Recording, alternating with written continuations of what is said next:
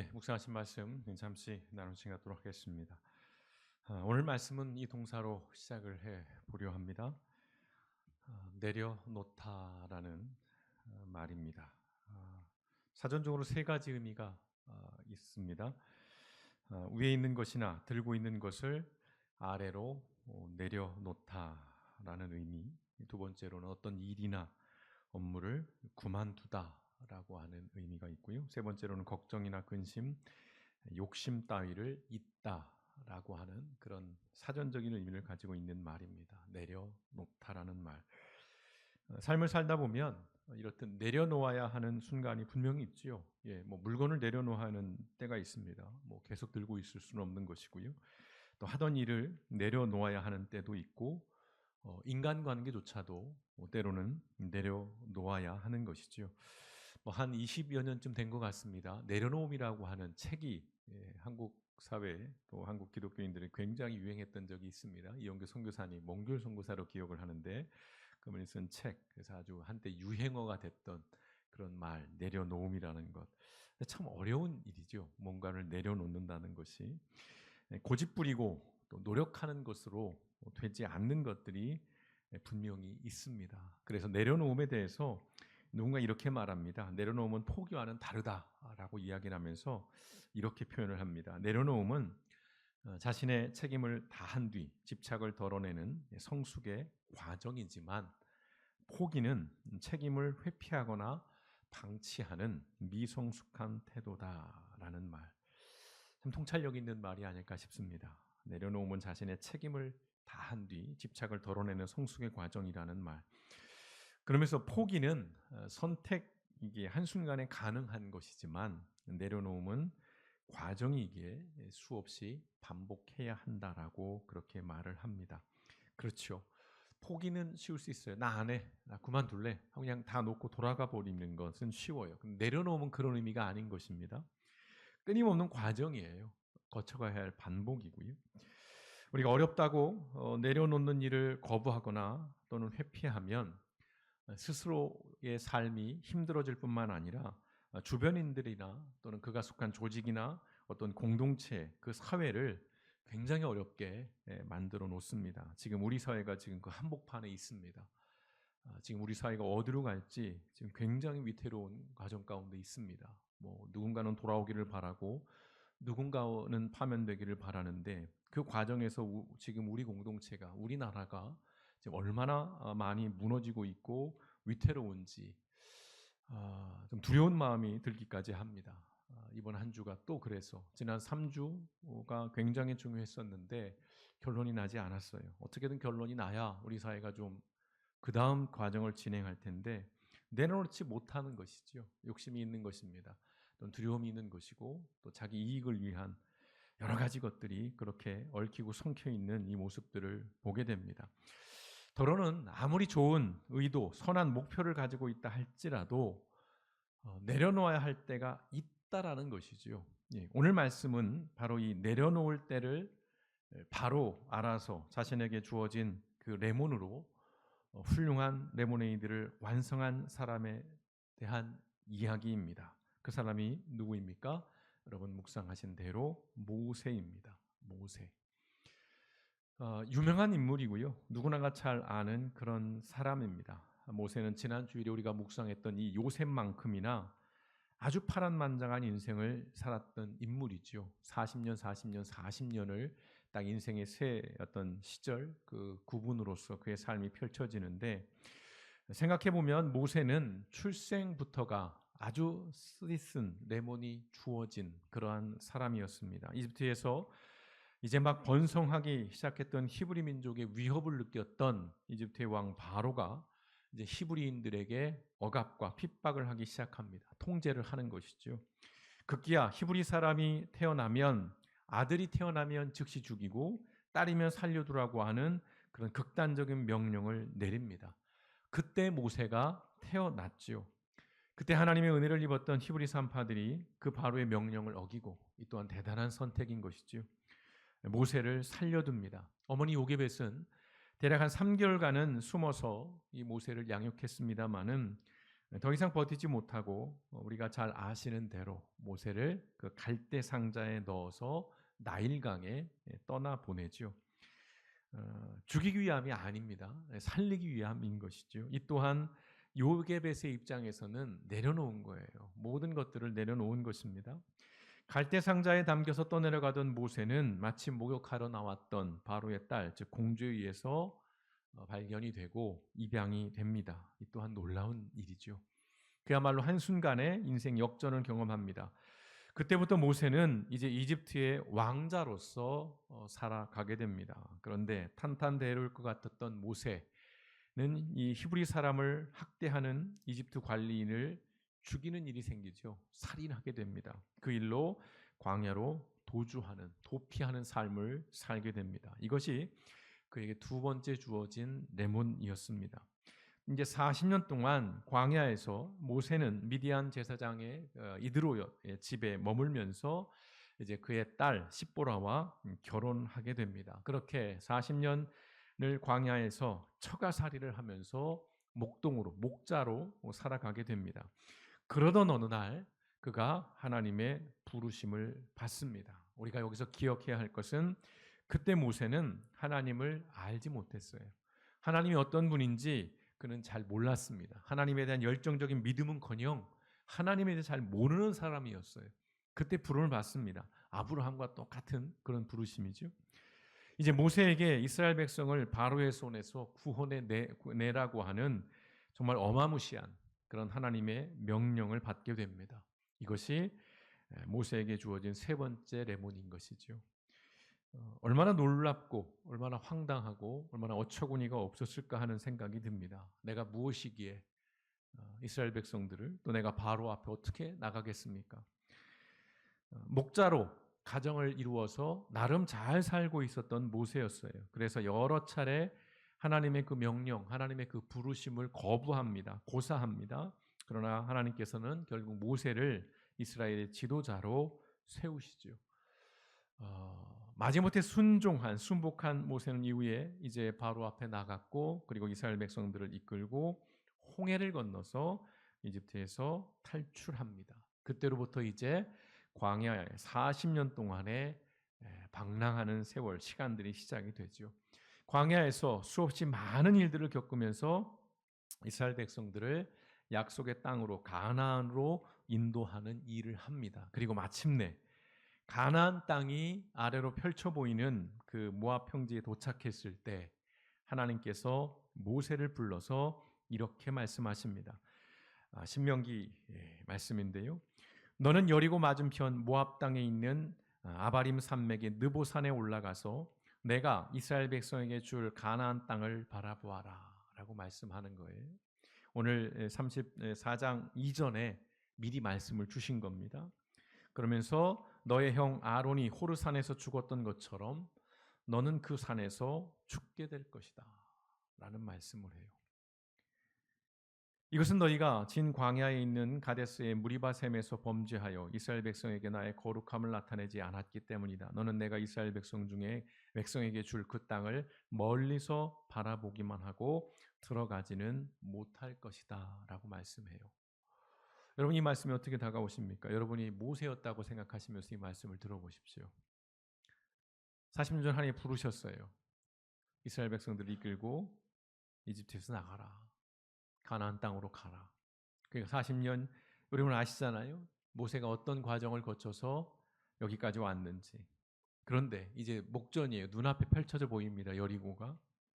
근데 그 평지에서 하나님이 부르셨어요. 굉장히 기대했을 것 같아요. 칭찬을 들을 것 같았고, 야 이제 거기 가서 너 제대로 이제 지도자로서 안정된 삶을 살아라. 그동안 네가 고생했던 거 내가 다 보상해 줄게. 근데 뭐라고 말씀하십니까? 너는 그 산에서 죽게 될 것이다. 그 땅을 멀리서 바라보기만 하고 들어가지는 못할 것이다라는 말씀을 해요. 굉장히 충격적인 말씀이에요. 모세는 가나안 땅에 들어가지 못하고 지금 서 있는 그 느보산에서 죽을 거라는 말씀이에요. 이것이 모세에게 주어진 세 번째 레몬이면서 가장 황당하고 어이없는 레몬입니다. 다시 말씀드려요. 40년 죽을 고생 끝에 가나안 목전에 도착을 했습니다. 그런데 모세는 들어가지 못하고 너는 거기서 죽을 거야라는 말씀을 어떻게 이해해야 할까요? 하나님께서 모세 입장에서 볼 때 이런 황당하고 어처구니 없는 말씀을 하신 이유는 있습니다. 이른바 무리바 사건이 있었어요. 민수기 20장에 기록되어 있던 무리바 사건. 물이 없어서 물을 구하는 그 백성들의 원망 앞에서 하나님께서 모세에게 명령을 하시죠. 지팡이를 들고 명령을 내리라고. 그런데 모세도 짜증이 났어요.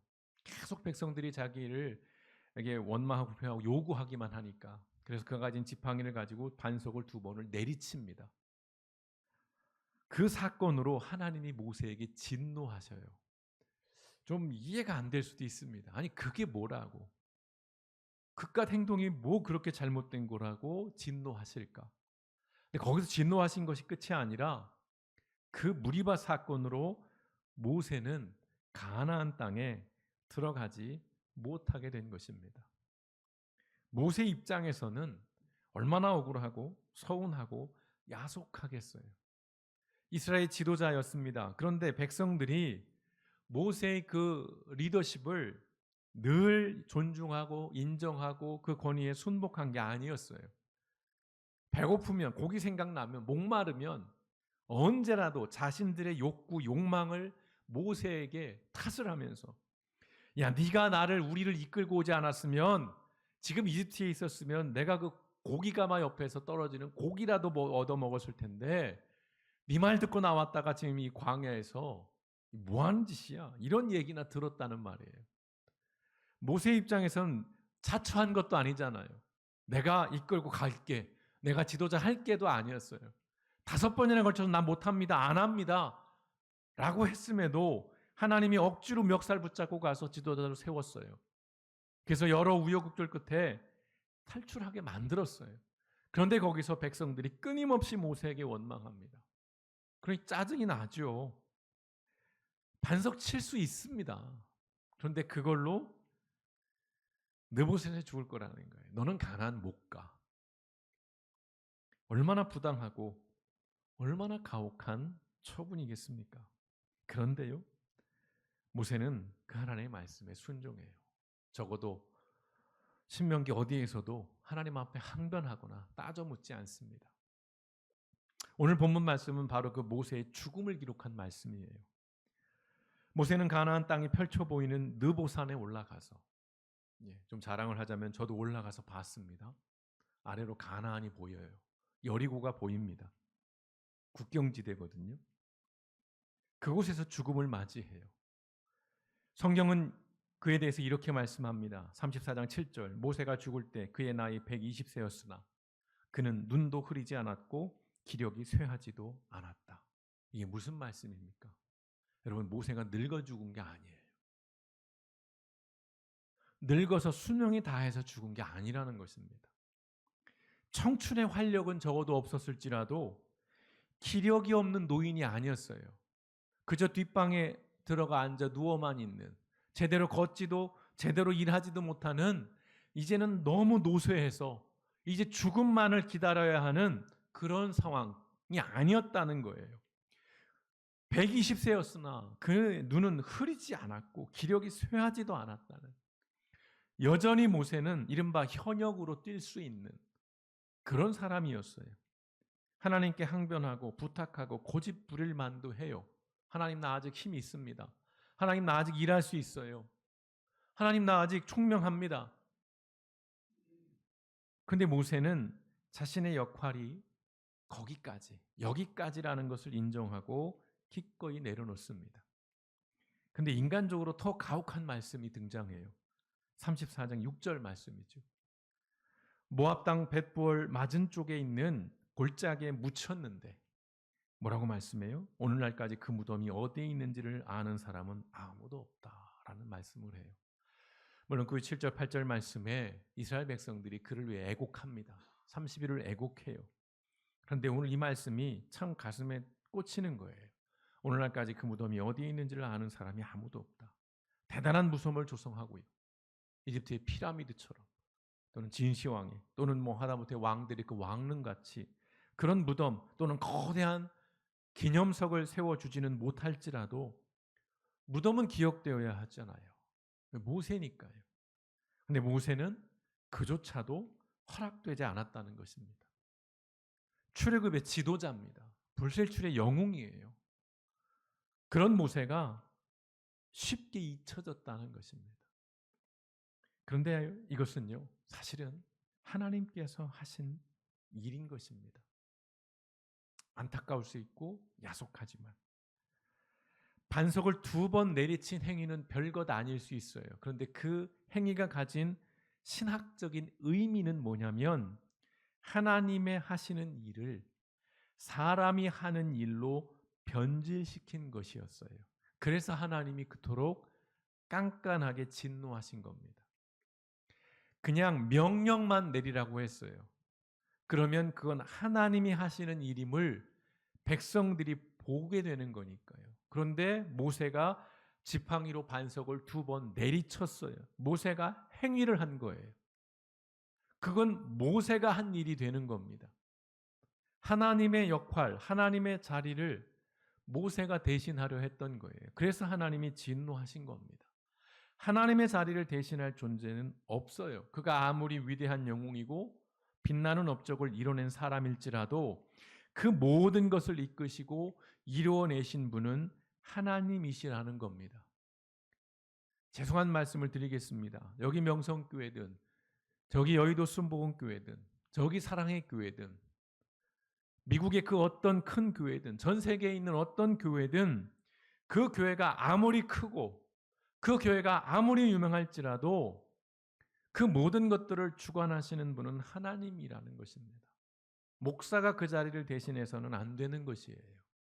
목사가 그 영광을 가로채거나 독차지해서 될 수 있는 일이 아니라는 것입니다. 그러나 오늘날 우리의 현실은 사람에게 집중을 해요. 사람을 영웅시합니다. 심지어는 그 사람을 숭배하기까지 합니다. 추종해요. 그런 문제였기 때문에 하나님께서 지팡이를 들어서 반석을 2번 내리친 모세에게 이런 가혹한 일을 하신 겁니다. 그건 모세가 미워서가 아니에요. 모세의 역할은 다 한 거예요.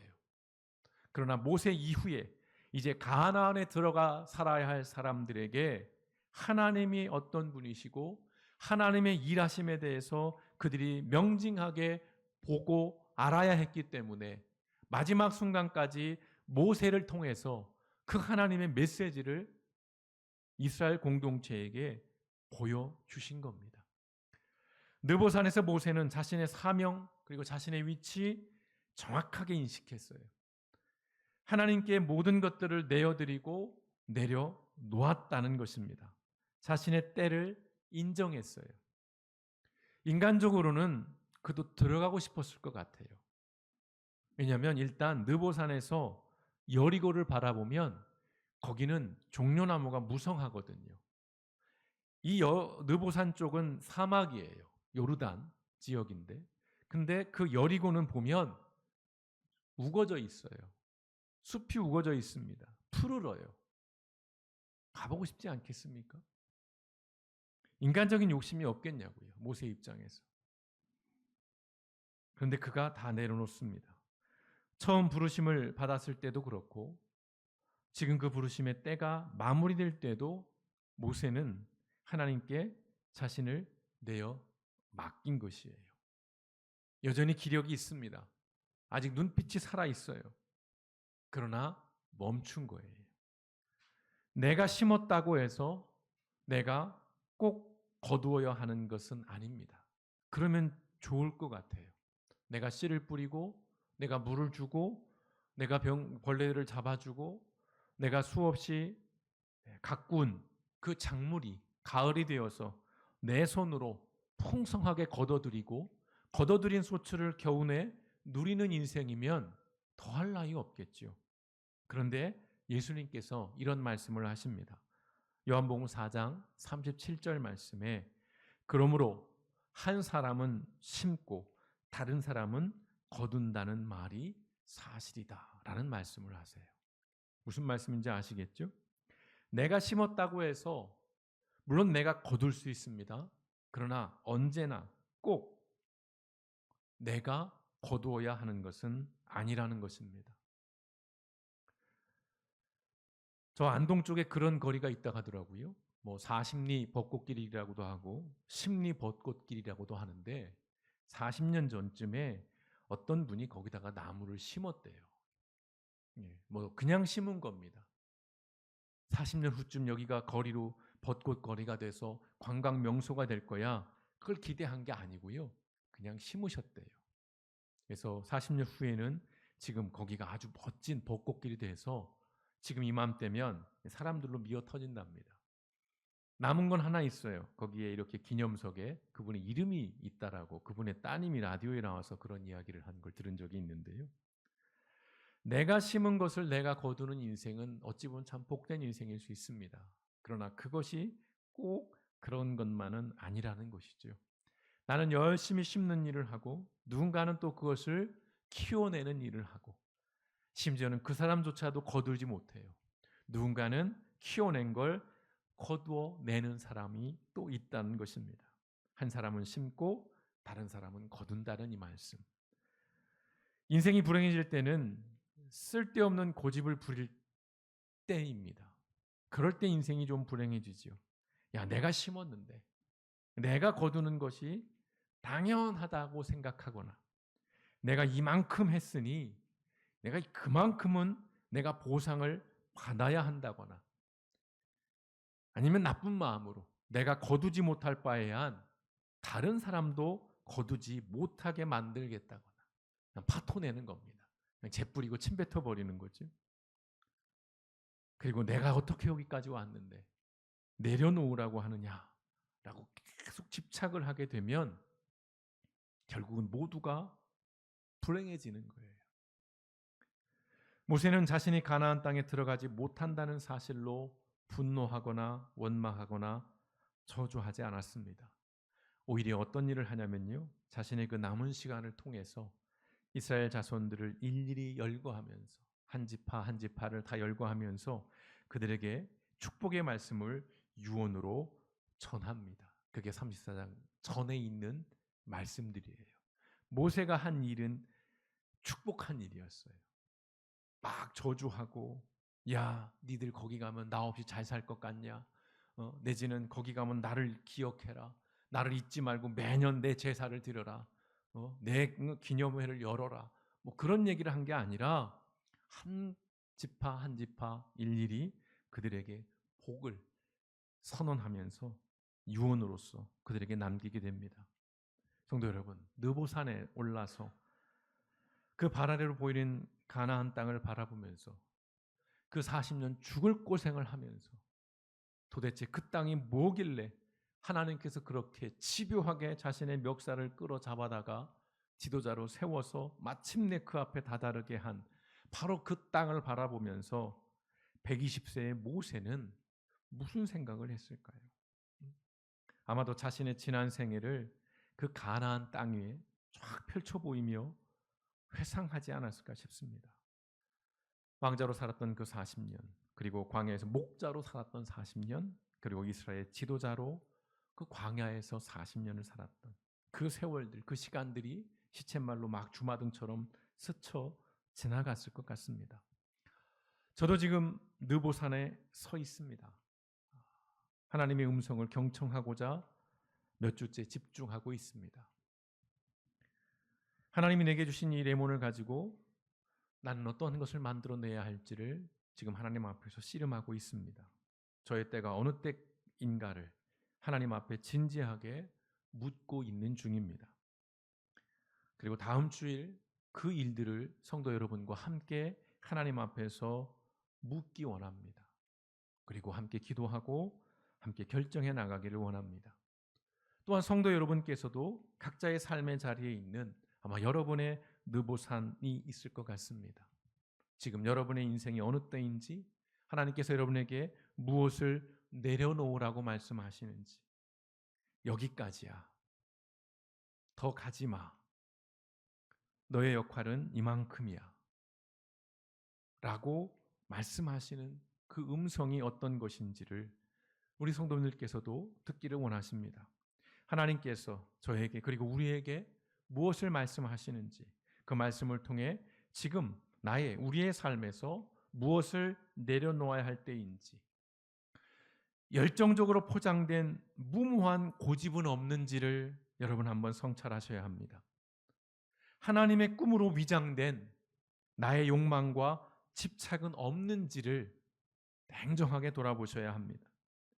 거룩함으로 덧칠한 저주와 혐오와 차별은 없는지 그 어느 때보다도 지금 진지하게 성찰해야 할 때입니다.